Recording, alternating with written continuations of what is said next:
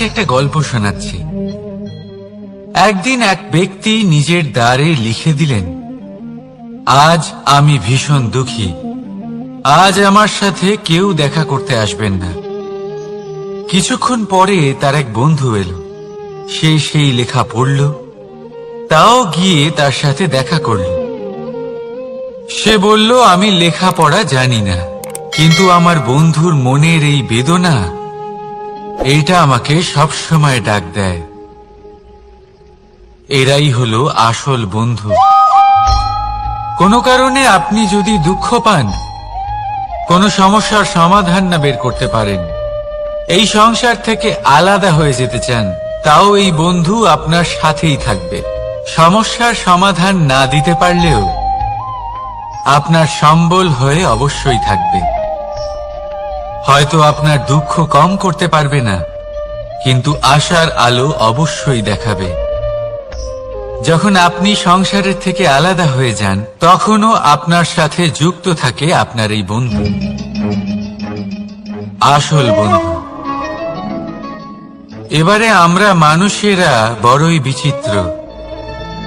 তারা সব সময় যে কোনো জিনিসের মাহাত্ম্য দুবার বুঝতে পারে। এক, তা পাওয়ার আগে। দুই, তা হারাবার পরে। এবারে ঠিক এরকমই আমাদের বন্ধুরাও হয়।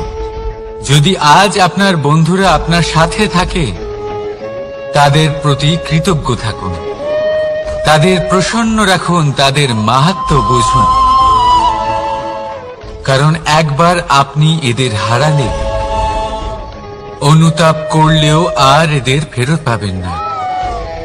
তাই ভালোবাসুন, বন্ধুত্ব বজায় রাখুন, আর আমার সাথে প্রসন্ন হয়ে বলুন, রাধা রাধা।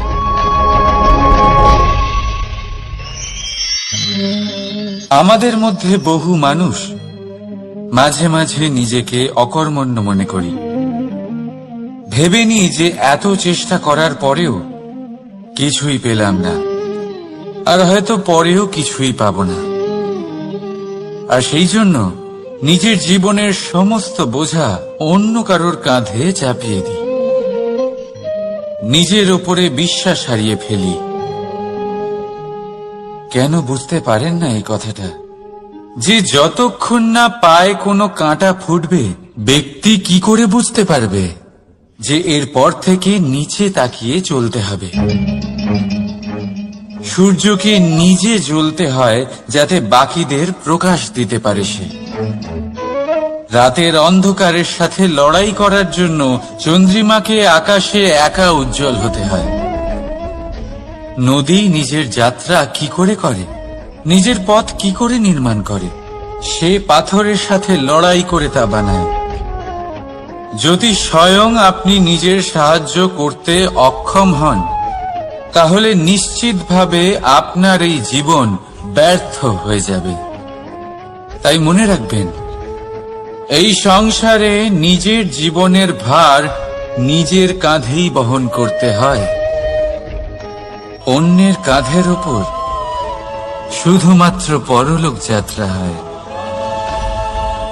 সেই জন্য এই সংসারে জীবিত সেই যে আত্মনির্ভর।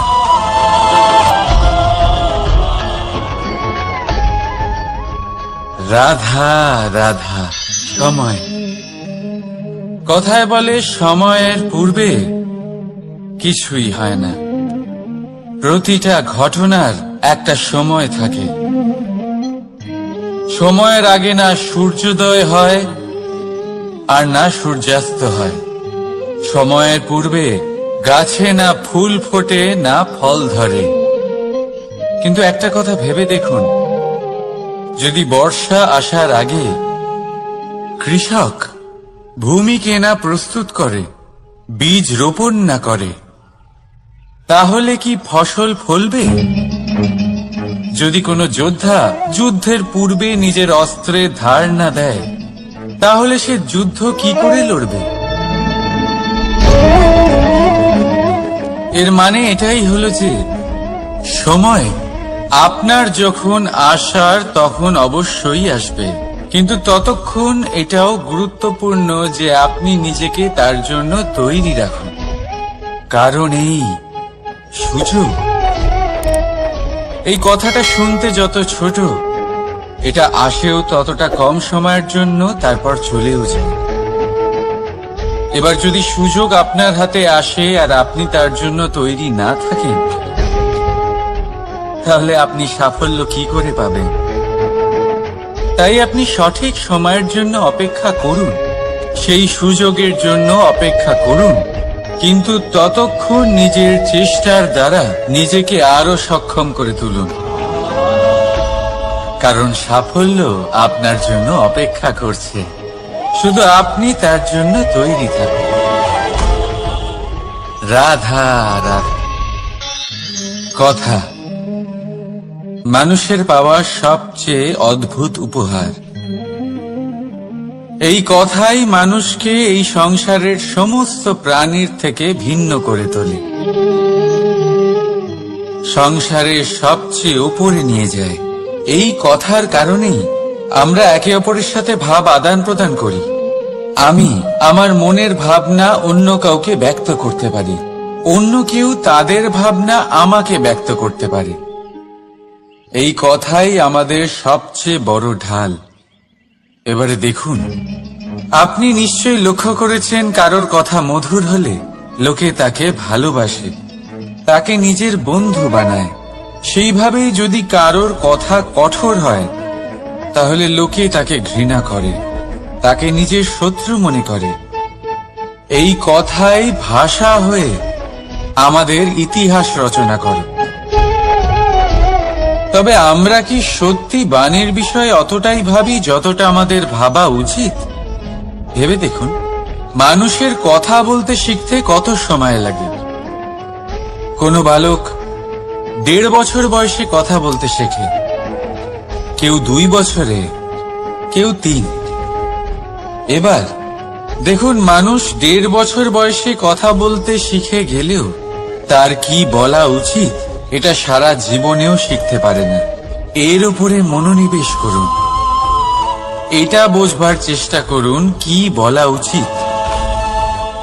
নিজের কথা শুদ্ধ করুন, নিজের কথা মধুর করুন, আর সেই মধুরতার সাথে আমার সঙ্গে বলুন, রাধা রাধা। এই লক্ষ্য আসলে কি? এই লক্ষ্য তাই যা আমরা পেতে চাই। এই সংসারে সুখী কে হয়? সুখী সেই যে তার লক্ষ্য পেয়ে গেছে। দুঃখী কে হয়? দুঃখী সেই যে তার লক্ষ্য এখনো পায়নি। এবারে প্রশ্ন এখন এটাই যে লক্ষ্য সবাই পেতে চায়, লক্ষ্য পাওয়ার জন্য সবাই প্রাণপণ চেষ্টাও করে, তাহলে সবাই তাদের লক্ষ্যে পৌঁছতে পারে না কেন?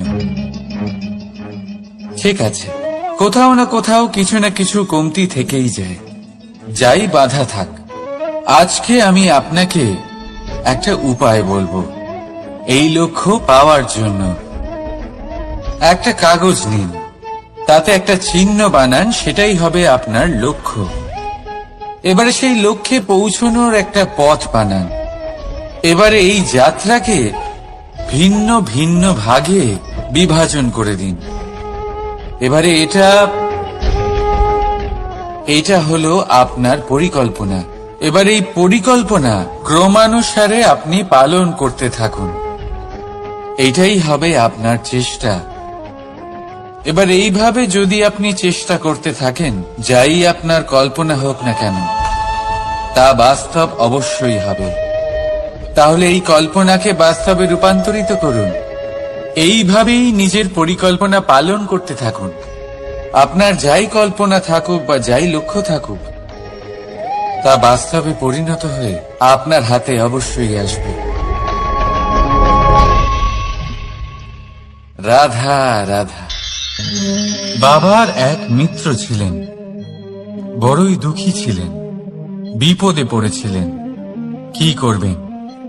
ব্যবসা ভালোভাবে চলছিল না, বাড়িতে শান্তি ছিল না, সমস্ত জায়গায় ক্ষতি হচ্ছিল। তাই উনি একজন জ্যোতিষীকে দেখালেন। জ্যোতিষী বললেন, আপনার যে বাড়ি আছে সেটা আপনার জন্য অশুভ, আপনার এই বাড়ি পাল্টে ফেলুন।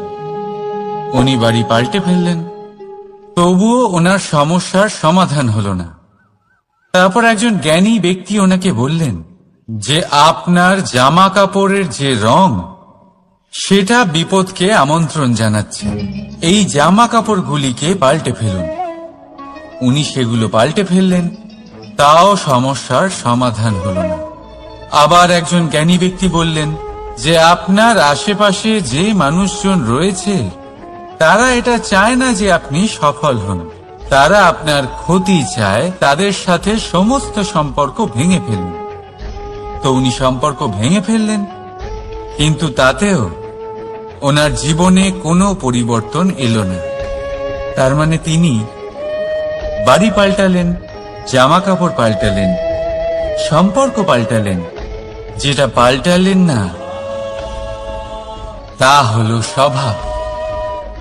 এই যে স্বভাব, এটা অত্যন্ত গুরুত্বপূর্ণ। এই স্বভাবই আপনার ব্যক্তিত্ব তৈরি করে। তাই নিজের স্বভাব শুধরে ফেলুন, তাতে ভালো পরিবর্তন আনুন, সবকিছু ভালোই হবে। রাধা রাধা। ক্রোধ। লোকে বলে যে এই ক্রোধ পাপেরই মূল, কিন্তু সত্যি কি এই ক্রোধ পাপের মূল? একটু ভেবে দেখুন, এই ক্রোধ বাস্তবে আসলে কি? এই ক্রোধ একটা অনুভূতি যা আপনার মধ্যে হঠাৎই অসীমিত তেজ সঞ্চালন করে। এবারে আমি আপনাকে কিছু উদাহরণ দিচ্ছি যাতে আপনি বুঝতে পারেন যে ক্রোধ আপনার জন্য ভালো কি না। যদি কারোর সাথে অন্যায় হয় আর এটা দেখে আপনার ক্রোধ হয়, আর এই ক্রোধ আপনাকে তার সাহায্য করতে প্রেরণা যোগায়, তাহলে এই ক্রোধ অবশ্যই ভালো। যদি কোথাও আপনি দেখেন যে কোনো নারীর উপরে অত্যাচার হচ্ছে আর সেটা দেখে আপনার ক্রোধ হয়, আর এই ক্রোধ আপনাকে তার সাহায্য করতে সাহস যোগায়, তাহলে এই ক্রোধ অবশ্যই ভালো।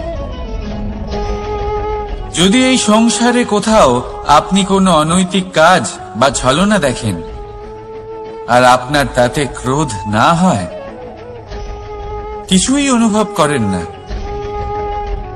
তাহলে এটা কাপুরুষতা।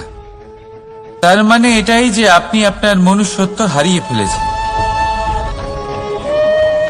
তাই এটা বোঝার চেষ্টা করুন, আপনার ক্রোধের তেজের ব্যবহারের ওপরে নির্ভরশীল হলো এই ক্রোধ আপনার জন্য পাপের সমান, নাকি এই ক্রোধ আপনার জন্য পুণ্যের স্থাপক।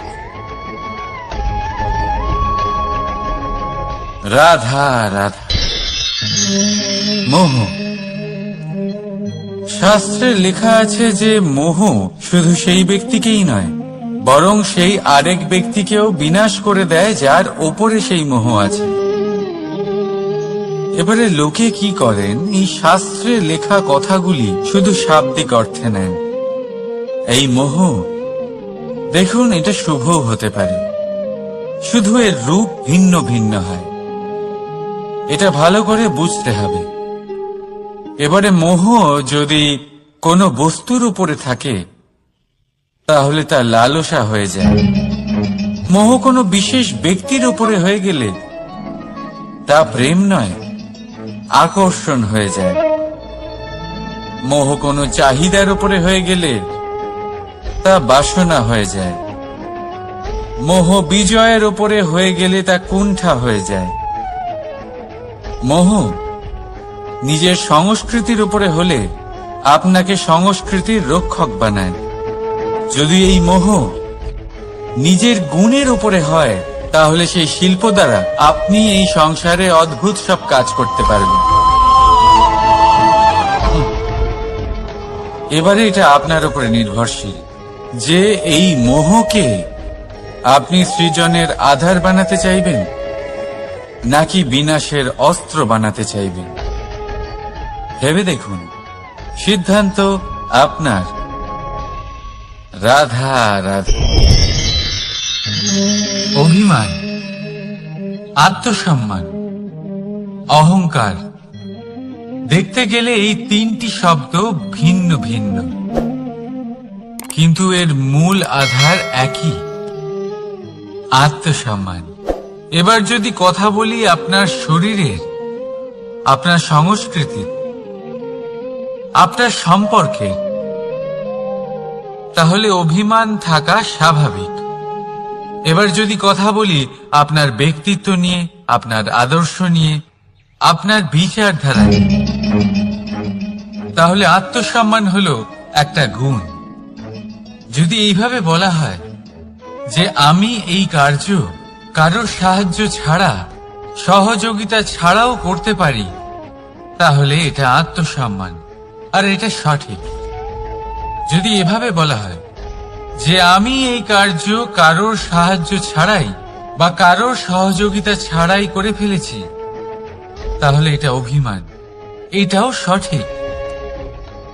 কিন্তু এই কার্য শুধুমাত্র আমিই করতে পারি আর কেউ নয়, এটা অহংকার। তাহলে এই শব্দ এবং তার অর্থ বোঝার চেষ্টা করুন। জীবন ধারণের এক নতুন পথ খুঁজে পাবে। রাধা রাধা।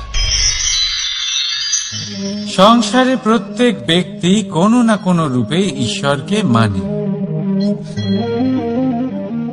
কেউ মূর্তি রূপে, তো কেউ তত্ত্ব রূপে, কেউ ভাবনা রূপে, আবার কেউ স্বভাব রূপে।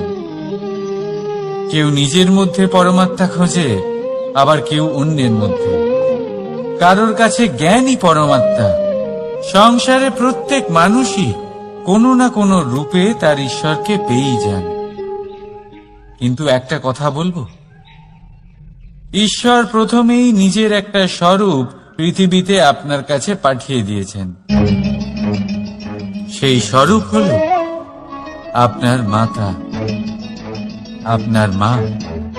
সেই মা যিনি আপনাকে জন্ম দিয়েছেন, আপনাকে বাঁচতে শিখিয়েছেন, আপনাকে সংস্কার দিয়েছেন।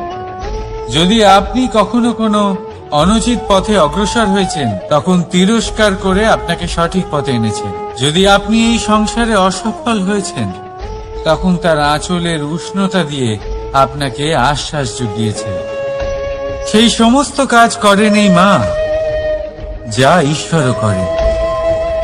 সেই জন্য মনে রাখবেন যে এই সংসারে আপনার সবচেয়ে প্রথম ঈশ্বর যদি কেউ থাকে, তাহলে তা আপনার মা।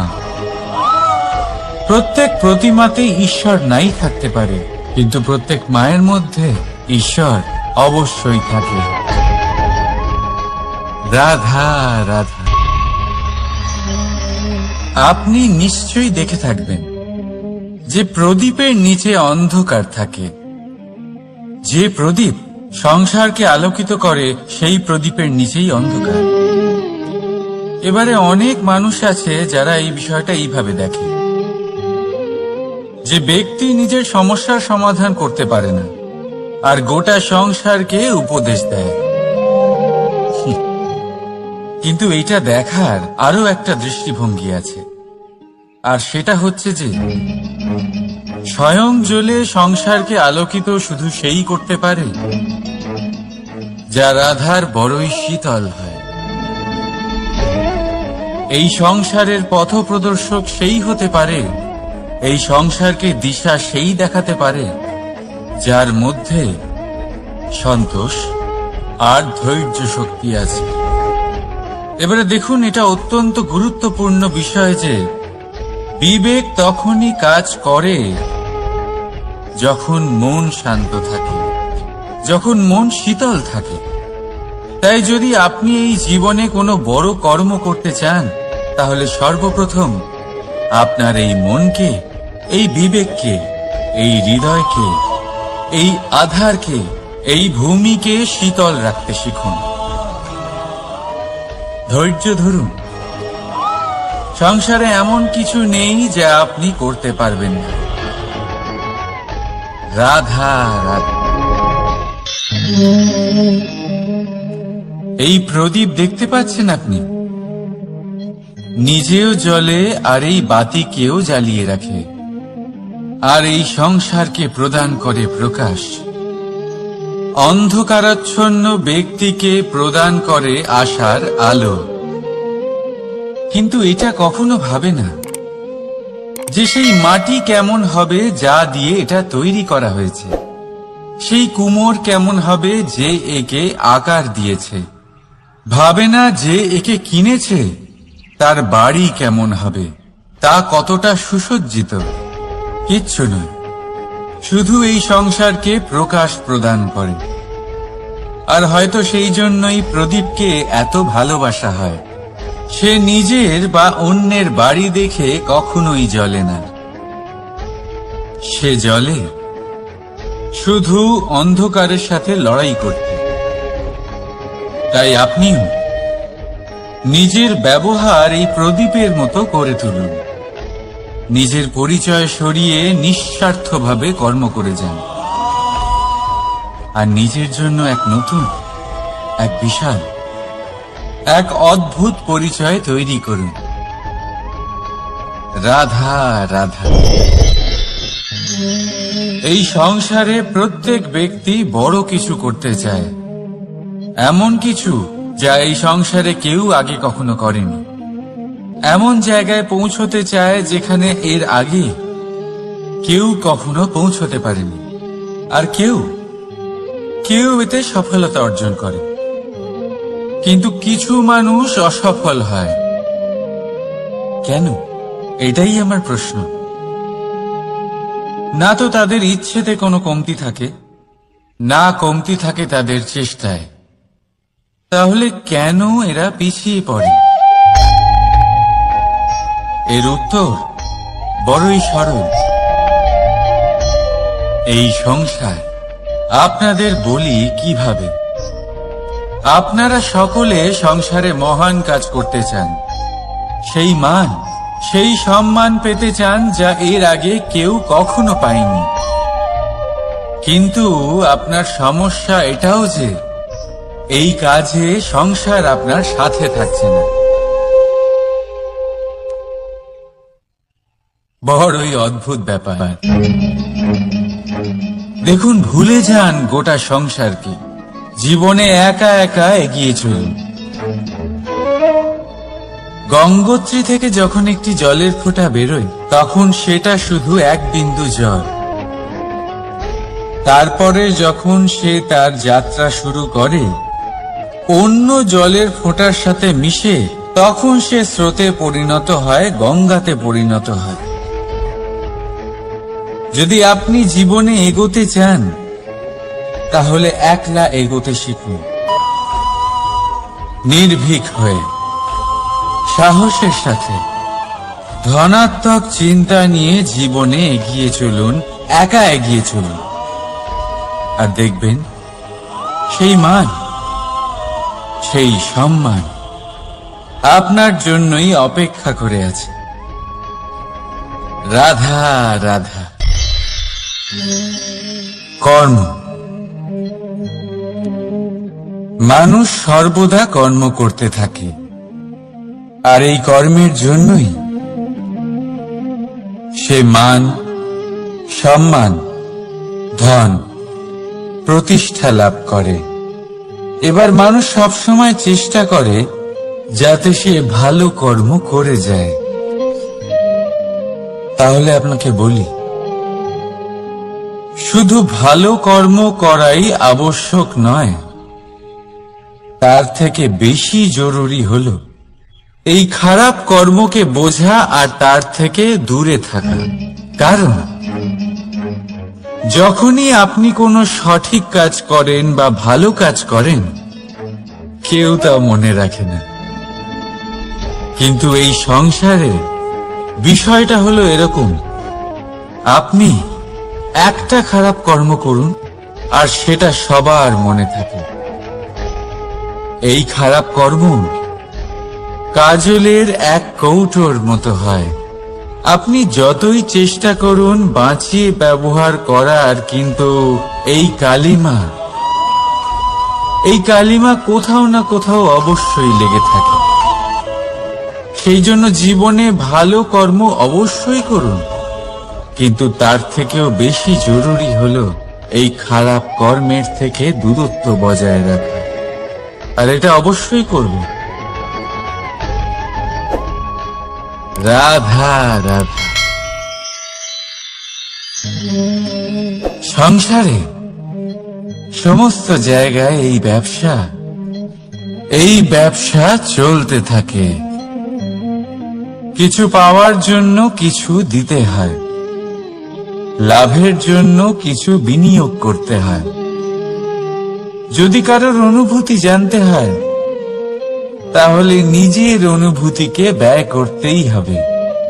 এবার দেখুন না, কারোর আসল চেহারা যদি জানতে হয়, তাকে স্বাধীনতা দিয়ে দেখুন। যদি কারোর মনের শুদ্ধতা জানতে হয়, তাহলে তাকে ঋণ দিন। যদি কারোর গুণ জানতে হয়, তাহলে তার সাথে একসঙ্গে বসে ভোজন করুন। যদি কারোর ধৈর্যের পরীক্ষা নিতে হয়, তাহলে তাকে তার প্রিয় কাজ করতে বারণ করে দেখুন।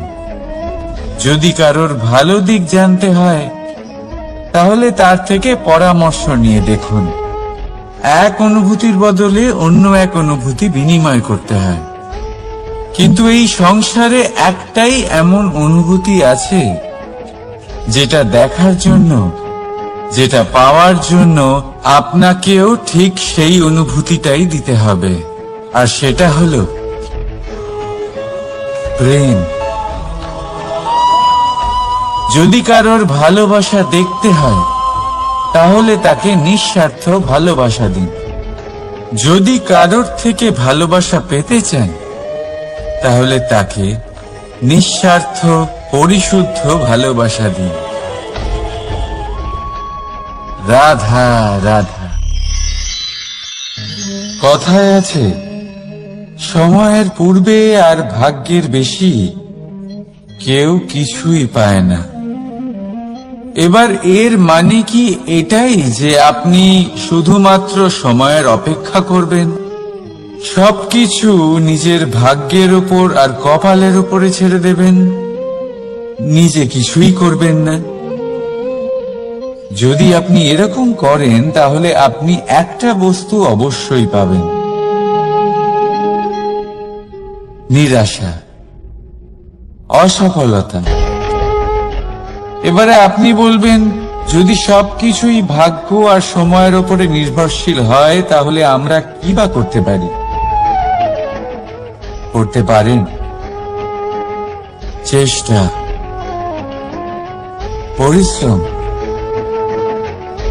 এই চেষ্টাই আপনার জীবনে সেই সময়কে আপনার কাছে টেনে নিয়ে আসে, সেই সময়ে যার অপেক্ষা আপনি করছেন।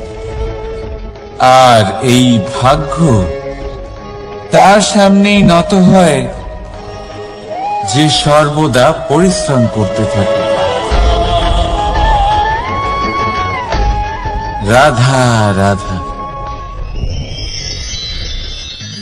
এই পদ্ম ফুল দেখতে পাচ্ছেন? এর অভ্যেস হলো জলস্তরের ওপরে ভাসা। সেই জন্য জলাশয়ের জলস্তর যখন বৃদ্ধি পায়, এই যে ফুলের কাণ্ড দেখছেন, সেটাও বাড়তে থাকে, যাতে এই ফুল জলস্তরের উপরে থাকে। কিন্তু যখন সেই জলাশয়ের জলস্তর নামতে থাকে, সেই কাণ্ড নিজেকে ছোট করতে পারে না, আর এই ফুল নিজের ভারে নিজেই ভেঙে পড়ে। এবার এটা আমাদের সাথেও হয়। সময়ের সাথে আমরা জীবনে যত সাফল্য পাই, আমাদের জীবনের স্তর বাড়তে থাকে। আর যখন আমাদের সংস্থান কমতে থাকে, আমরা সেই জীবন স্তর ছাড়তে পারি না, আর শেষ পর্যন্ত সেই জীবন স্তরের কারণেই ভারাক্রান্ত হয়ে শেষ হয়ে যায়। সেই জন্য যদি কিছু রাখতে হয় তাহলে তা হলো দৃষ্টিভঙ্গি। সাধারণভাবে জীবন যাপন করতে শিখুন। সময়ের চক্রও আপনাকে মাত দিতে পারবে না। রাধা রাধা।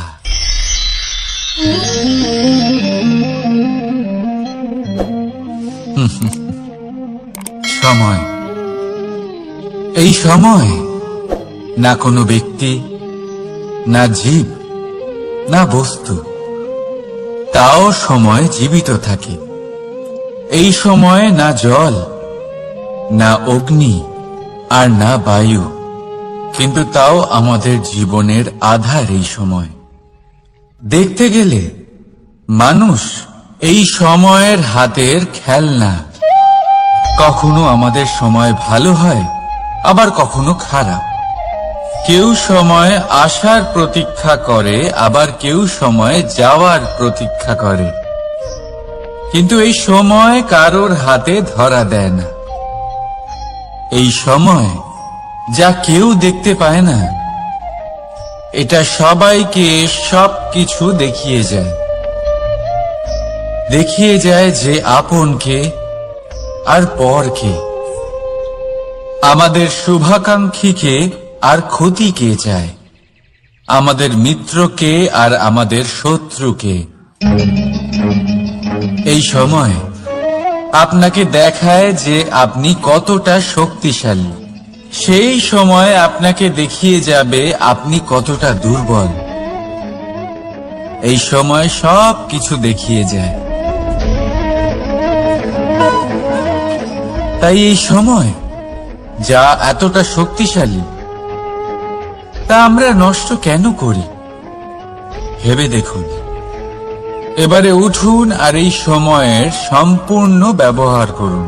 এই সময়ের সদ্ব্যবহার করুন, কারণ এই সময়কে ব্যবহার করাটাই আপনার হাতে রয়েছে, আর কিচ্ছু না। আর এই সময় একবার বয়ে গেলে তখন যাই করুন না কেন, কখনো ফেরত আসবে না। সময়ের সদ্ব্যবহার করুন আর সবার মধ্যে আনন্দ ছড়ান। আর আসুন আমার সাথে ভালোবেসে বলুন, রাধা রাধা।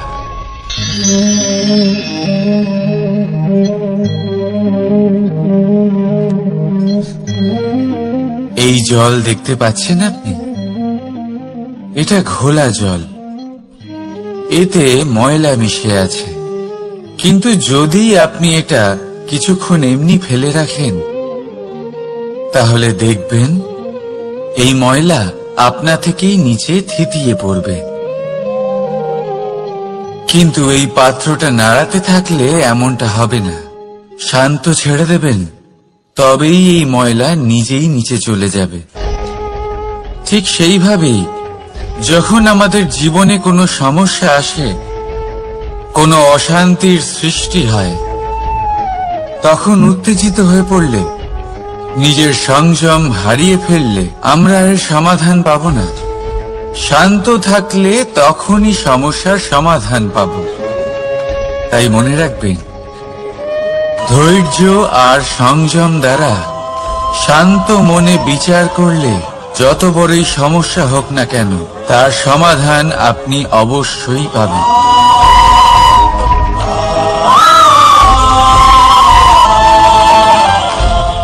কারণ অশান্তির সমাধান শুধুমাত্র শান্তি। রাধা রাধা। প্রজাপতি আকাশে উড়ে বেড়ায়, সে সুন্দর ফুলের রস আস্বাদন করে, উন্মুক্ত উড়ে বেড়ায়, কিন্তু তারও বিপদ কম কিছু নেই। যেমন হলো পতঙ্গ, জন্তু। এই প্রজাপতিকে নিজের আহার করে নেয়, তাকে এদের থেকে সাবধানে থাকতে হয়। সত্য হলো এটাই যে এই প্রজাপতি ততদিনই সুরক্ষিত থাকে যতদিন এদের পাখনা বৃদ্ধি পায় না। যখন এরা এদের খোলসের মধ্যে থাকে, যখন না কারো দৃষ্টি এদের উপর পড়ে, আর না কোনো শত্রু এদের আঘাত করতে পারে। কিন্তু তখন তারা বন্ধ থাকে, অবিচল নিশ্চল থাকে। এই সুন্দর সংসার দেখার জন্য, এই সুন্দর আকাশ পাওয়ার জন্য তাকে তার সুরক্ষা ক্ষেত্র থেকে বাইরে বেরিয়ে আসতেই হয়। আর এটাই জীবনের নিয়ম। মানুষের সাথেও ঠিক এরকমই হয়। যদি মানুষ বিশ্রাম আর সুরক্ষা এদের বন্ধন থেকে না বেরোয়, তাহলে সে জীবিত অবশ্যই থাকবে, কিন্তু জীবন ধারণ করতে পারবে না।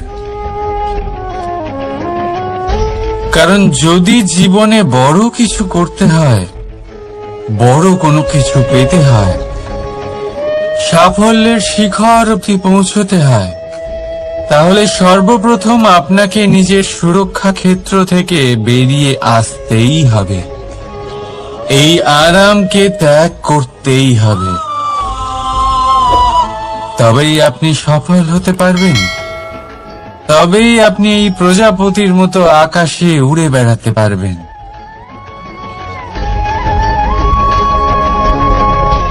রাধা রাধা। কখনো ভেবে দেখেছেন আমরা জিহ্বার সাথে সাথে কান কেন পেয়েছি? এবার আপনি বলবেন এ তো সহজ কথা, যাতে আমরা কথা বলার সাথে সাথে শুনতেও শিখি। এবারের আরো একটা গুরুত্ব আছে। আগে আমাকে বলুন, নিজের প্রশংসা শুনতে কার না ভালো লাগে? সবারই ভালো লাগে। এটাই হলো মূল কথা। যদি এই কান দিয়ে আপনি নিজের প্রশংসা শুনতে চান, তাহলে সর্বপ্রথম এই জিহ্বা দিয়ে অন্যের প্রশংসা করতে শিখুন। এবার প্রশংসার বিষয়ে একটা অত্যন্ত গুরুত্বপূর্ণ কথা আপনাদের বলি। কখনো যদি কারোর প্রশংসা আপনি করেন, তাহলে সবার আগে সেই ব্যক্তির উৎসাহ বেড়ে যায়। আর তারপর নিজে যদি ভেবে দেখেন, তাহলে নিজের মনেও সন্তুষ্টি আর প্রশান্তি চলে আসে। আর একবার যদি এই মন প্রশান্তিতে ভরে যায়, তারপরে কেউ প্রশংসা করুক বা না করুক,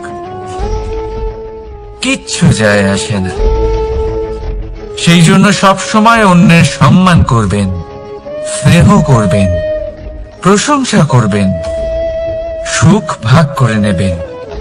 যার মধ্যে যেটা ভালো আছে তা বলুন, তাকে মনে করান তিনিও ভালো, তার উৎসাহ বাড়িয়ে তুলুন। তিনি জীবনে সামনে এগোবেন, আর এই ব্রহ্মাণ্ড আপনাকে কখনো পিছিয়ে থাকতে দেবে না।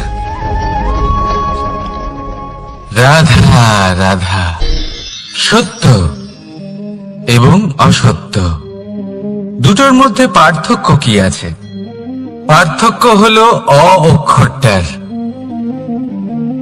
এবার অ দিয়ে হতে পারে আরম্ভ, অ দিয়ে হতে পারে অন্ত। সত্য হলো সেটা যেখানে সমস্ত পথের আরম্ভ হয়, অসত্য সেটা যেখানে সমস্ত পথের শেষ হয়। এবার এরা চলতে হয়তো পারে না, কিন্তু তাও ছাপ রেখেই যায়। সত্য সেই ছাপ রেখে যায় যা একটা উজ্জ্বল উৎকৃষ্ট উদাহরণ হতে পারে, আর অসত্য সেই উদাহরণ তৈরি করে যা একটা কলঙ্কিত ইতিহাস তৈরি করে। এখন আপনি আগামী সময়ের জন্য কেমন ছাপ রেখে যাবেন, এই সিদ্ধান্ত পুরোপুরি আপনার। রাধা রাধা। চলুন একটা প্রশ্ন করি। কোন মানুষকে জিজ্ঞাসা করবেন যে সে মূর্খ, অলস, বিবেকহীন, অসফল, এইসব বিশেষণ দিয়ে নিজেকে পরিচিত করতে চাইবে? না। কাউকে জিজ্ঞাসা করুন, আপনি কি মূর্খ? না। আপনি কি অসফল হয়েছেন? না। আপনি কি বিবেকহীন? না। এবার বলুন, আপনি জীবনে মূর্খ ও বিবেকহীন হবার জন্য কোনো ভালো পরিকল্পনা বানিয়েছেন? উত্তর পাবেন না। কারণ কোনো পরিকল্পনা বানানো হয় না যাতে আপনি মূর্খ বা অসফল হন। মানুষ মূর্খ বা অসফল তখন হন যখন কোনো পরিকল্পনাই থাকে না। দেখুন, একটাই ছোট জীবন, তাকে স্থির করুন যাতে অনেক বেশি সংখ্যক মানুষকে আপনি জুড়ে রাখতে পারেন, অনেক বেশি শান্তি পেতে পারেন, অধিকতর সাফল্য লাভ করতে পারেন, বেশিরভাগ মানুষের পথপ্রদর্শক হয়ে তাদের মঙ্গল করতে পারেন। অসফল হয়ে বাড়িতে বসে থাকার চেয়ে ভালো হলো যে আপনি একটা পরিকল্পনা করে অসফল হন, কারণ তখন আপনার কাছে আরো একটা বিকল্প থাকবে, একটা নতুন পরিকল্পনা বানানোর, তাকে সার্থক করার। কারণ এমন কোন পরিকল্পনা তো অবশ্যই থাকবে যা আপনাকে আপনার লক্ষ্যে পৌঁছে দেবে, তাই তো? রাধা রাধা।